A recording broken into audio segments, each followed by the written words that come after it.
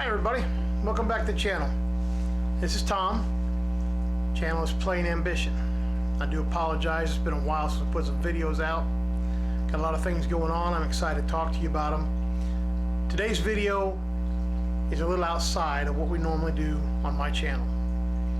We've got a little situation going on here we're calling the water steal in my area. This video is going to cover that in depth. It can be a little boring if it's not your thing. I apologize. I thought long and hard about putting this on here, but I decided to put it on here, and I'm going to tell you why. My videos are normally about airplanes, my struggle to get my pilot's license, building my hangar so I can build my airplane, and building my airplane. This problem struck me out of nowhere. It's affected my life pretty well.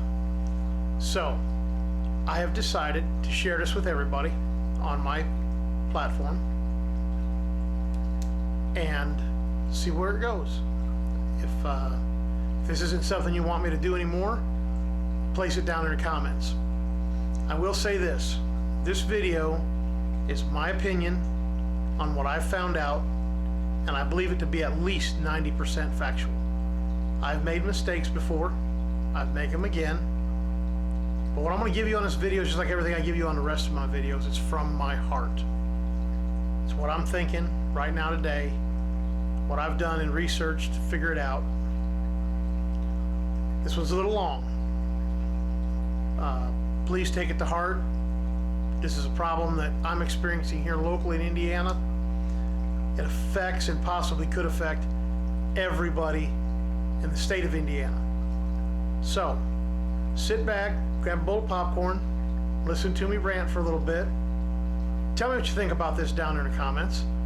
Open up a discussion with me. This thing's pretty brutal. If I'm wrong, I don't have a problem with you guys telling me wrong. Let's keep the discussion civil. I know sometimes it gets out of hand. There's a lot of feelings, a lot of this stuff's close to home. This has to do with my life. I'm in the middle of building an airplane hangar, and you will see what the situation is. But I thank you for tuning in. I've got some more videos coming down the pipe. We need to update the pole barn. I think the last one I got stung by a bee. That's where I had to stop. A lot of things have happened since then. I'm going to be excited to show you what's going on with the pole barn. Let's update you a little bit about my medical situation. That's another video coming down. And yes, Route 66 is still in production. I know it sounds like it's been few and far between. Unfortunately, I've had to split some of my time, but hang in there, watch this video, let me know what you think. If you don't want me to do this again, just put it down there and say, hey Tom, this ain't what we want to look for. I won't do this no more. I just want to show you this today because it's from my heart. It explains in there what this was all about. So enjoy. Thank you much for watching, and we will see you on the next one. Please subscribe to my channel if you haven't done already. It always helps, and I appreciate it. Thank you, guys.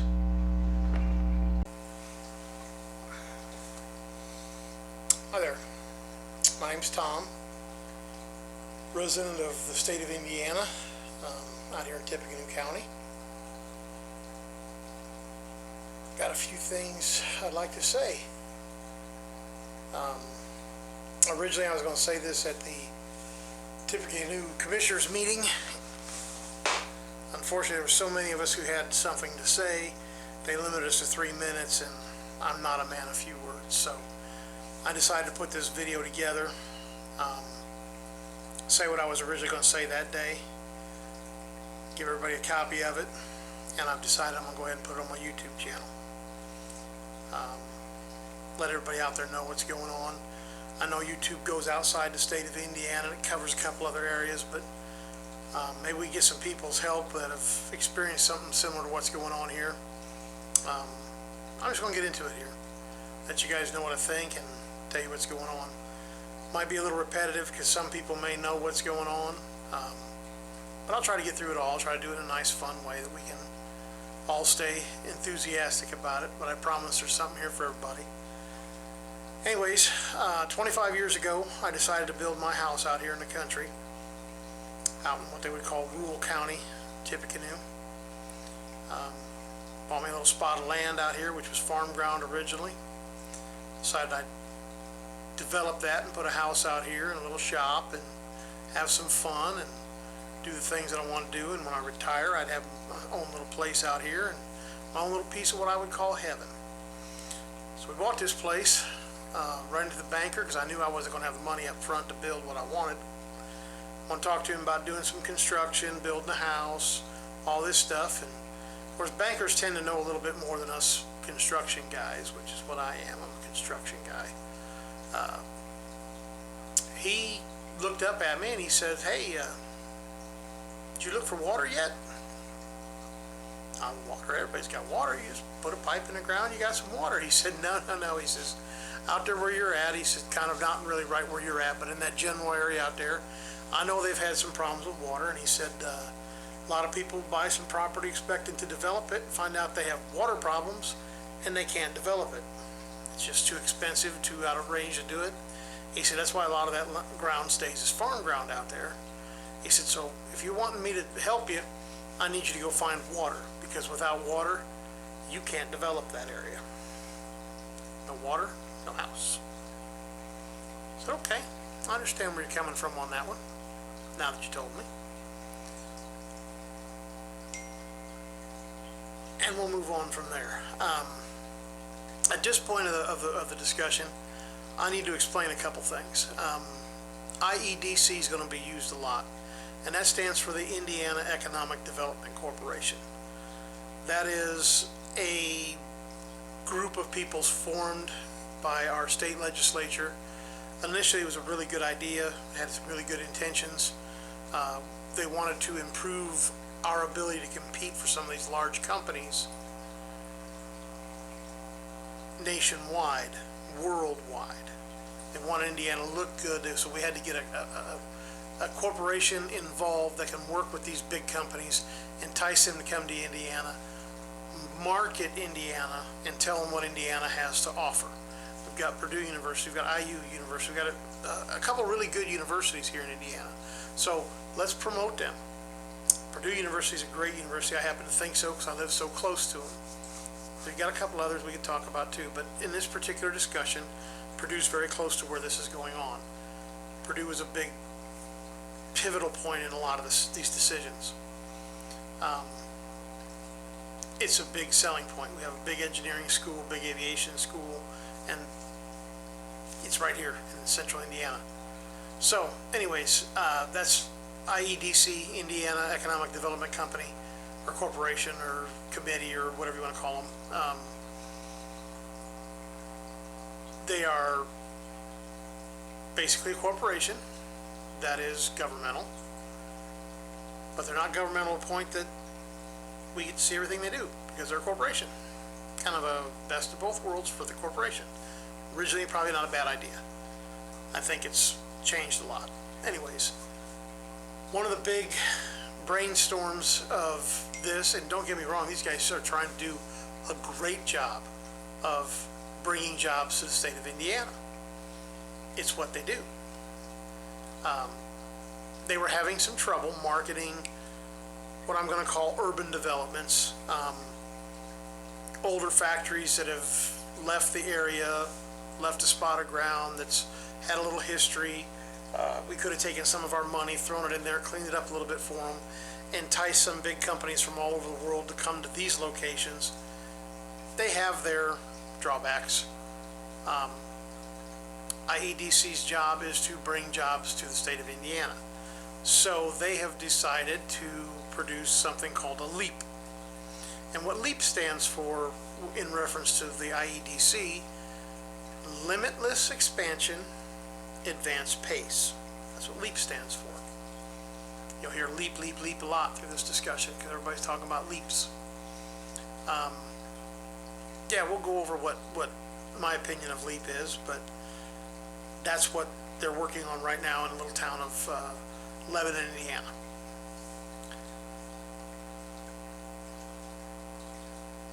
Now, to give a little perspective on all this, I'm going to back up a little bit. About 4 years ago, at Christmas time, one of my favorite characters wrote a book. My sister got a hold of that book, and she thought it'd be cute to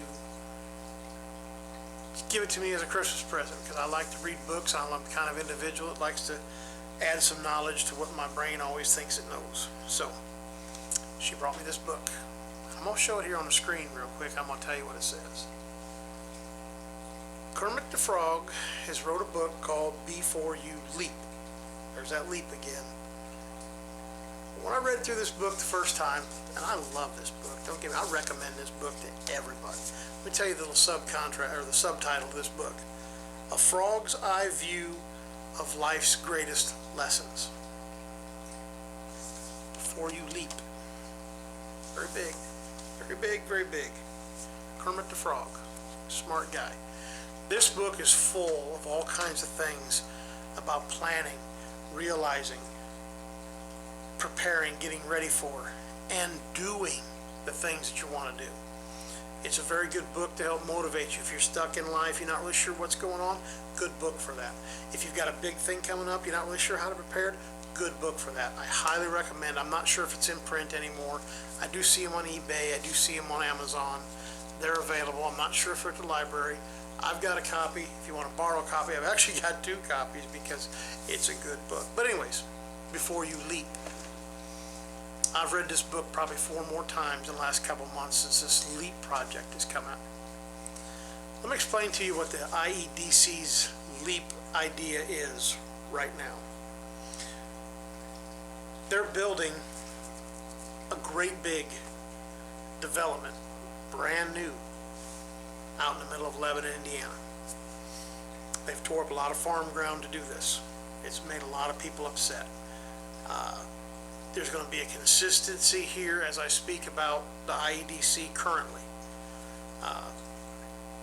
Yeah, they pretty much didn't ask. They just went and did it. They didn't have a banker to talk to. The banker didn't step in and say, have you looked for water yet? They didn't.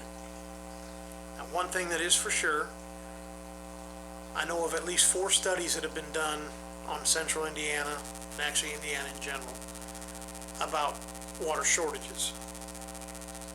That particular area has been complaining about water shortages, lack of water resources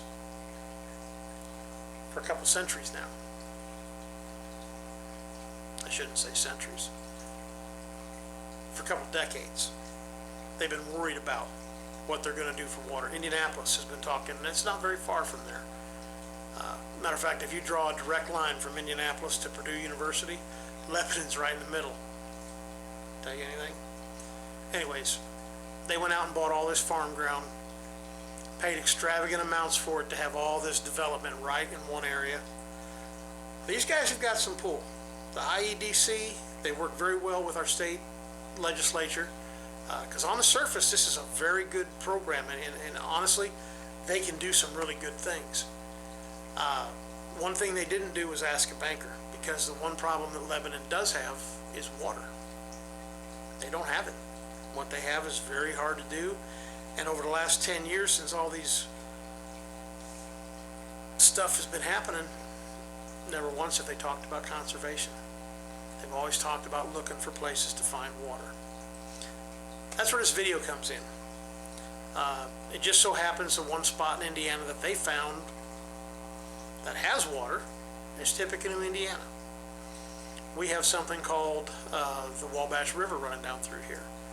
Underneath the river is the argument, to be honest. It's what's causing all this discussion and all this stirring and all these town hall meetings and all these ground rules meetings. And the whole reason for this video is I was going to a commissioner's meeting and didn't get the time that I needed to say everything I needed to say. So I'm doing a video for it. Anyways, under the Wabash River is a very unique aquifer, which aquifer is just being a big place that stores water naturally. Underneath the Wabash River is an aquifer that's called the Taze River Aquifer. And that is an ancient river way back before glaciers and all that stuff and before us. It used to be a river that ran from here, and I think it went all the way out what we now call Smoky Mountains, out that way. I'd have to look it up to tell you the exact routing. I haven't, but it's basically a big old river that's been filled in with sand and gravel. which is the perfect place for water to hide. This spans several states. We're not the only state that has this.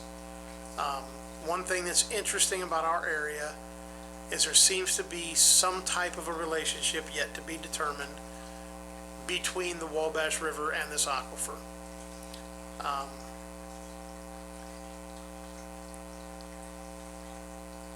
We've got a pretty good river flow that comes by here. Every year that river has gone down feet. There's some places now you can hop on your four-wheeler and drive across it. As a country, we're going through a water shortage, a drought. We know that. We've seen it all over the country. There's different spots. We're not exactly unique. Matter of fact, if you're out in the Oklahoma area, you know what's going on out there. We'll talk about that a little bit through this video also. Anyways, we've all known the Taze River's down here. We went through some droughts before, and some studies were done that showed that we had a surplus of water. Surplus of water doesn't necessarily mean that we can just throw it away willy-nilly. It basically means that there's some water being stored here. That's where LEAP comes into play. LEAP said, holy cow, look at that water just north of us. They have come up with this idea. I don't really think too many people have ever tried before, maybe at a smaller proportion. But they looked up here and they said, boy, if we could only get X amount of water out of that aquifer and bring it down here, we can improve our developmental area. There's no doubt about that. That's a very big possibility. What we're entering into with this, a slew of water right questions, a slew of who owns this water, a slew of what happens when you pull water out of this big aquifer and take it outside of this big aquifer. You dump it somewhere else. Because people, you just don't get water and use it. It all gets recycled. Comes in on your faucet, goes out in your sewer, goes back to your treatment plant, gets dumped back in the river. Usually comes out from the same place it went in. Now they're talking about pulling out not just a little bit, but they've come up with this number of 100 million gallons per day or more. They're going to pull out of this area, pipe it 30 plus, maybe 40 miles away, use it down there, chip manufacturing plants, whatever businesses they can bring in, and solve their water problem that they've had at the expense of Tippecanoe County. And what I say by expense is because it comes from here and it goes to there. So when money comes out of my pocket and goes somewhere else, that is my expense. Water is money. The more we put out in that area, the less we can do here. But if we do it here, the water goes back into the aquifer. If we do it down there, we risk depleting our aquifer.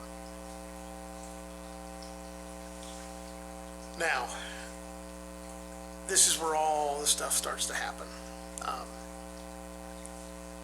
I'm 2.5, 3 miles from the first test site where they tested 2 wells.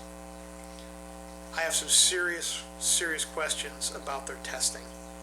I have their serious questions about what they actually tested versus what they reported. Not that they gave wrong numbers, but did they do tests for A and talk about B? And I think that happened. I really do. That's my opinion. Why would they do that? This is monumental. If they can get this to work, it solves a lot of problems fast, and people are going to have some good names and some good reputations over it. I hope it works. I really hope this would be the solution, because we would have the economic development. But if it doesn't work, what if common sense that says you take all this water out of this area and don't put it back is going to be a problem? Of course, the scientists are going to step in. They're going to say, oh, it does this, it does that, it does this, it does that. Here's my problem. Nobody came to the area and said, this is what we want to do. Magically, one piece of property was bought up by this IEDC, a second area offered to buy a property if the well is feasible. In other words, let me come and do all my testing. If it works, I'll pay you. If not, you got a free well. The wells they're putting in are nowhere near the size of the wells they want to build, but these are test wells. There's monitoring wells around them so they can test what it does, how it reacts, all that good stuff. All those are good things. All that needs to be done. Don't get me wrong.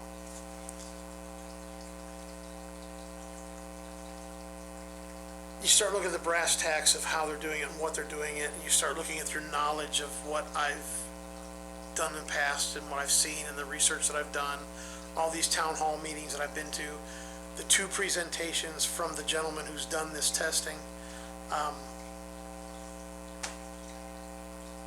There's a fox in a hen house here somewhere. You don't do this at an advanced pace. That's what LEAP stands for. Limitless Expansion Advanced Pace. That's a recipe for disaster in amongst itself. Why is this monumental, what's going on here? They have 5 more of these things planned somewhere in the state of Indiana.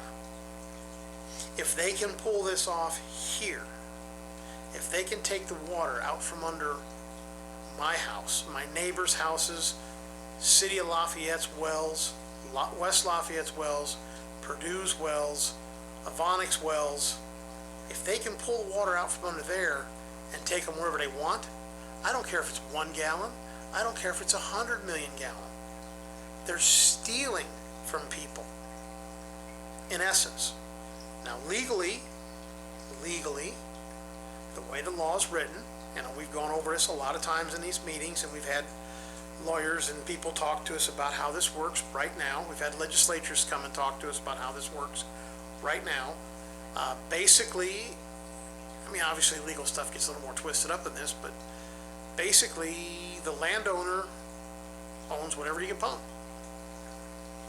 So if you got water under your ground, you can pump it, it's yours. Is that right or wrong? Sounds pretty good on the surface. But if that water was oil, we've already got laws on the book that says, no, you can't pump your neighbor's oil. That oil belongs to him. If you're pumping here, you either have to give him money for what was under his property, or you need to only pump so much. If it was oil, it's not oil, it's water. If it was gravel, you could only dig on your property. You can only take what's underneath you. And even at that, you have to go through permitting, processing, and all that stuff about how you're taking it out, where it goes to, what you're going to do with it when you're done, if things go wrong, how do you fix it. All that is legislated. This is not sand or gravel, this is water. Indiana is way behind on water laws and water processes. This is where we need to step in now, before we do this advanced pace that LEAP is talking about, before we do this limitless expansion that LEAP is talking about. What is the result of LEAP? Jobs. And that's what IEDC is. But when we had the town hall meeting with our attorney, our Indiana State Attorney General, he was kind enough to bring us a list of all of the ordinances and what they do and how they develop, and basically what IEDC, what its job is. And its job is all about bringing economic development to the state, about creating jobs, creating industries that help push and drive and set Indiana to be number 1. What is missing from this directives, these jobs that are tasked to the IEDC, is the concern for equilibrium in the state, the concern for small businesses and small farms and small homeowners. None of that's in their directive. They're not even mentioning it. All their directives are, and I believe these were good directives in the beginning, but now it's gotten a little bit out of hand. That train started rolling, and now people realize how big that train is. Oh my gosh, we can take water from here, we can put it over there. It's not our job to worry about what happens with those guys up there. Now they'll say, oh, we are concerned, and that's the big thing, but these things are continuing. IEDC is a private company created by the government, overseen by a few appointed government officials. We can't go in and see the records. We don't know what this contract with this testing company says. Let me give you an example of that. If that contract says, go up to Tippecanoe County, test this area, and prove our hypothesis that we can get 100 million gallons of water out of there. That's one directive that could have been given to this company. The other directive could have been, let's test this area and see if it's feasible we go there. Both of them would do the same test. Each directive is different in its point of what the outcome is supposed to be. Are we looking for positive and negatives? And of course everybody's going to say we are, but until you see that document that says this is our scope of work, are we here to prove that 100 million gallons come out of here a day? Or are we here to find out if 100 million gallons a day? We can't see that document. We don't know what it is. But the more I dig into what I know about this situation, I'm not an expert. I'm a concerned citizen that's been in civil construction for over 30 years. I've worked on projects in the Wabash River.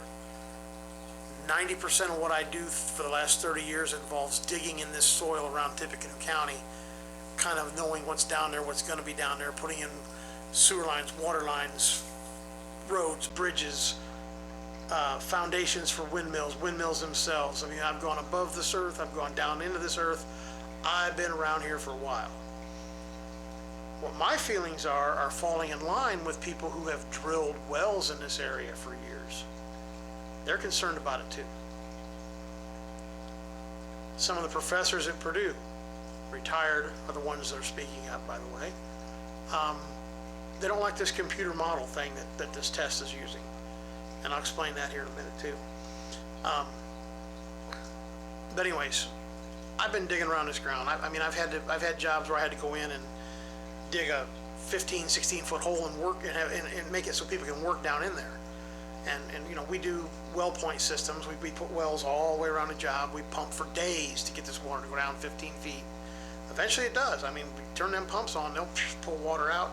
As long as you take that water and put it away from where you're digging, it's going to lower the water in that area. Obviously, if that pump was pumping right back to where we're at, it's never going to lower that water. The water is always going to come right back. Common sense. If I take that water and I remove it from the area, it stays away. If I put it in a ditch that takes it in a different direction, if I put it in a sewer that takes it out some other place, it gets dry in the bottom of this hole. The groundwater goes down. Now, a phenomenon that I see, I'm not sure if it happens all over the country. I do know it happens here in Tippecanoe County and the surrounding counties. I have to pump for 5-6 days before I see anything dramatic at the surface. And that's because the easy water, the water that flows quickly, is coming for those first 3 or 4 days. So as I'm pumping, the water that's up on top that's coming back quickly is coming back because I am now the lowest area around. So I'm not going to see a dramatic change in my hole that I want to dig. I'm just pulling the easy water. Now after that easy water is gone, then I start working on that water down below. Keep that in mind. I pumped all this water up top, the easy water, I've put it outside my area. It took me at least 4 to 5 days before I start seeing a dramatic difference in this level of water. Now, the next 4 or 5 days, I start seeing dramatic results because the water cannot flow easily back into my hole. It takes time for that water to get back. So as I leave those pumps on for day 4, 5, 6, 7, 8, 9, 10, sometimes 12, 15 days, I'm removing the water from my area and I'm pumping it outside my area, and my water's falling quickly. Now I can go to work. Those first 3 days, 4 days, I couldn't go to work. I barely changed the surface, a foot, maybe. All that easy water was coming to me. The test that they do out here to see if this is feasible, supposedly, is a 3-day test at 2 million gallons a day. And they pump that water right back into the Wabash. And they say, oh my gosh, we haven't seen very much change at all. It only fluctuated a couple inches. That's very good. We like that. And I would too. But that's the easy water. They're bringing that easy water back into this test. And now they're plugging those numbers into this computer program that we have no idea who programmed. I'm sure they use some type of basics and statistics, but then something kicks in my head. The guy who I've watched his presentation 2 to 3 times, 2 times live and I think once on the computer, he keeps talking about how this is something they've not seen before, this aquifer that exists in Indiana. Matter of fact, he saw changes in clays, and somehow he determined this thing called the Wabash alluvial aquifer that supposedly exists between the Wabash River and the Tays, kind of stacked on top of it, but it's all the Tays River aquifer. It is. There's not a clay line separating it. It's just a type of sand that they found in a probe they stuck in the ground and pulled back up and took a look at each little layer of soil in it and said, oh look, the sand changed colors here. So that's the alluvial aquifer. It's only 20 feet below the river. Tays River goes down 110, 120 feet below the river. Goes all the way up to the river. Anyways, this computer model they're using, I asked him, I said, how did you come up with this testing? Oh, we go off past results. We've got all this data that we've held. I said, so you're using typical aquifer data to build atypical aquifer models. You pump for 3 days, 2 million gallons a day, and you came up with, I can pump 47 million gallons a day out of here without affecting anything. Maybe he's right, maybe he's wrong. I see a lot of flaws in what they did to arrive with, hey, I'm right. And I see how they can stand up, and my science is there, and I see that, but they're not listening to the common sense. I've done this my entire career to dry up a hole so people can go down and safely work, in the bottom of a bridge foundation. The one I did recently was almost 18 feet below the Wabash River, in the Wabash River. We had to keep pumps on all the time and go down there and make sure everybody's safe and make sure we can build this thing from the bedrock up. We actually went right down through the Tays aquifer. We found the bedrock down below. We started from there with piling. It's not like we went down there personally, but we went down and we built the stuff back up and we put concrete on top of it. And then once we were done, we let the water back in and we pulled out our little dams and all that stuff happened. But I was there. I saw it happen. I saw what happened when we poked through with one of our piling the first time it hit the Tays River. Wow, amazing. Anyways, if they're wrong, and we'll talk about Oklahoma a little bit, because all the science in this big aquifer, and you're going to have to research some of this yourself. You have to take my word for it. I've researched it, but I'm an old man, and sometimes I don't remember names, and I don't remember the name of that aquifer out there. But it's an Oklahoma aquifer. It's like the biggest one in the country. All the scientists and all these guys said, yeah, go ahead, put your irrigation wells out there. Yeah, send some water to California. Yeah, send some water over here. Do this, do that, do it. If you look at pictures of that right now, there are wellheads sitting up in the air 15 feet high where the ground collapsed underneath it because we pulled all the water out and everything compacted. Now we can't get water back in it. Remember that easy water I was talking about? They got all that easy water out. When the hard water tried to come back in, it won't. It's compacted now. Compacted ground makes water even harder to come through. The wells are still on. It's a major disaster out there. You can watch entire farms gone because they pump too much water out from around them. The science said it was okay. Several studies, several scientists said it's okay. It took years to do those studies. Advanced pace. We're going to build this great big place down there. By the way, this project in Lebanon, no banker said find water first. They said build it, we'll figure out the water. Now they're trying to pull the water from here, and now they're under pressure to get it done, to justify all this money they've spent, all the promises they've made. Again, their directive is not to worry about the Wabash River. It's not to worry about little Tom 2.5 miles away, or all my neighbors that live between me and that well. It's not their job. Sadly enough, they're not a government agency that's there to protect us. Their job is to increase economic development. We need to change the water laws. We need to make that water just as important as oil. You want to buy 20 acres of property and put a well in? Go right ahead. But you're only allowed the water that's underneath you to survive on that 20 acres. Just like Tom bought 3 acres and put a well in to provide for his family and his development and support it without affecting my neighbors around me. Matter of fact, in order for you to buy a piece of property and put a well on it, according to the statutes of Tippecanoe County, you have to have so much ground to support your well and septic. I have to be regulated for what I'm doing. The law should be the same for somebody trying to pull 100 million gallons a day out from under our area.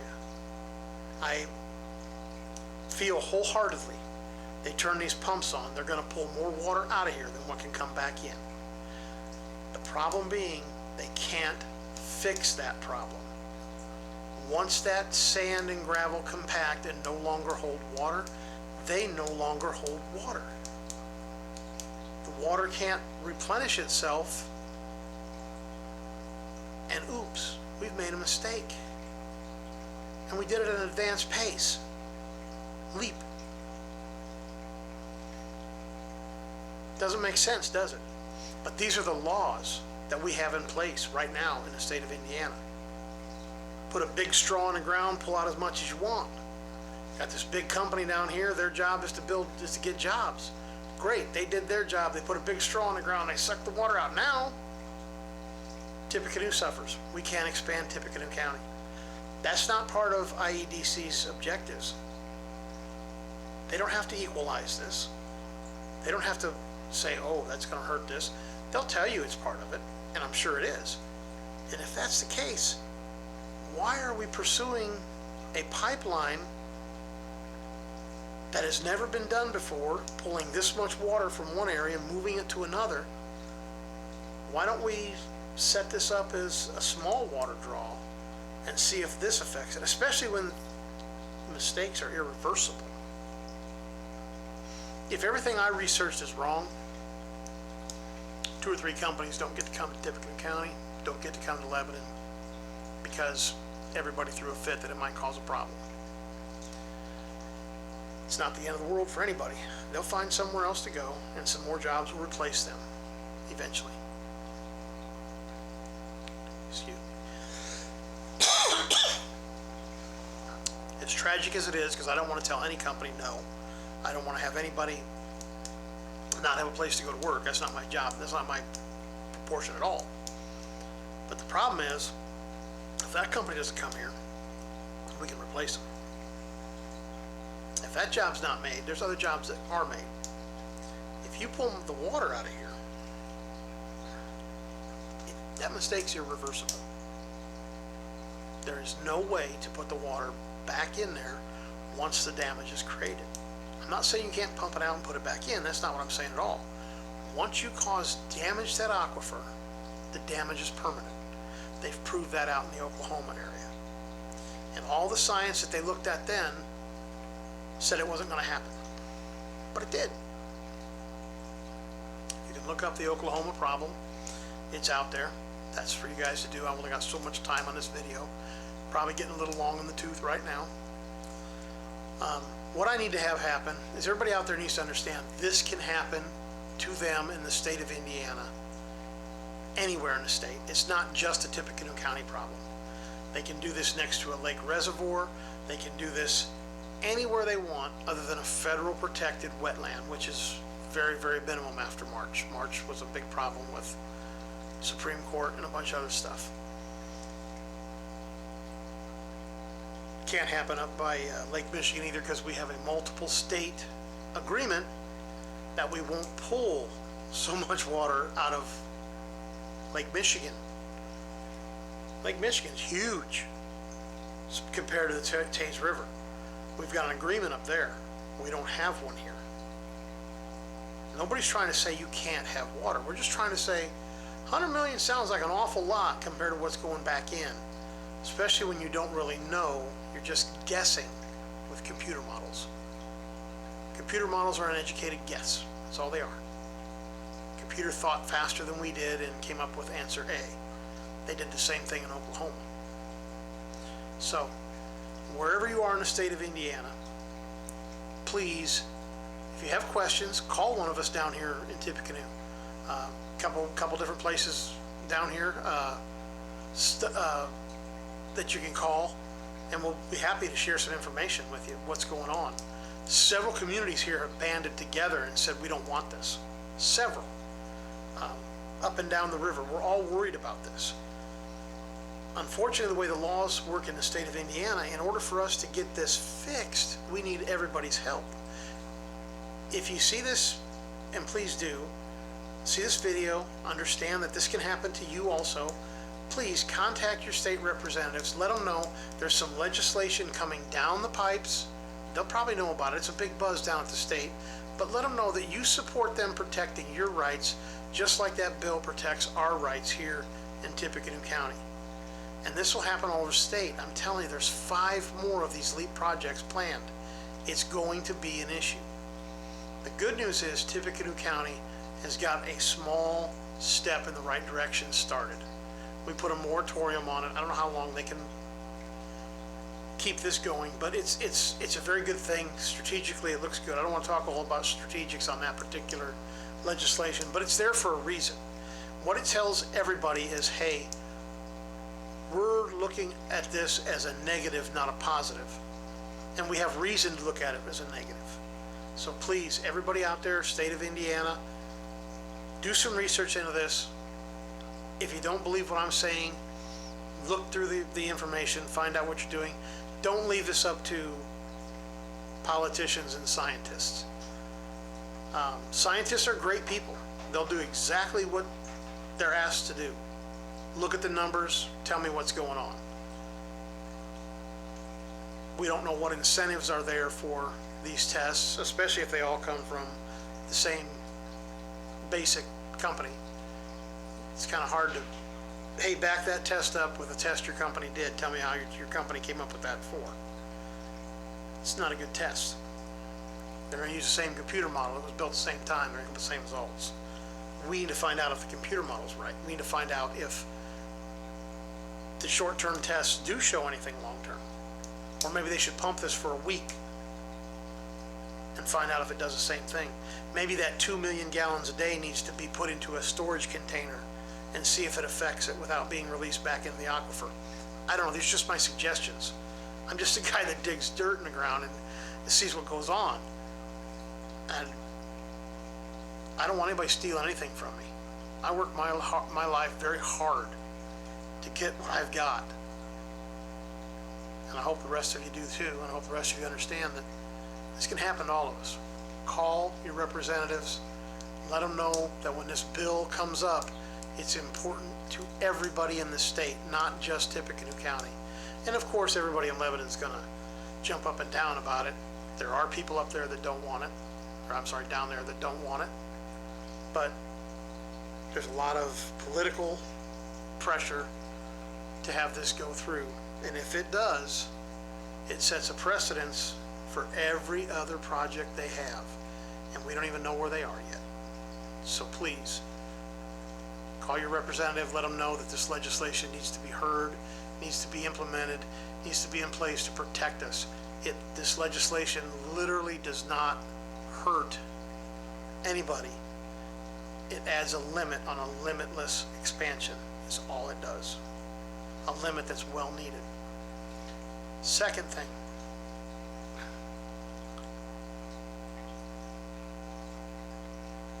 please talk about this with other people. We need people talking about it. This is going to be a landslide. I shouldn't say landslide, that's not the wrong word.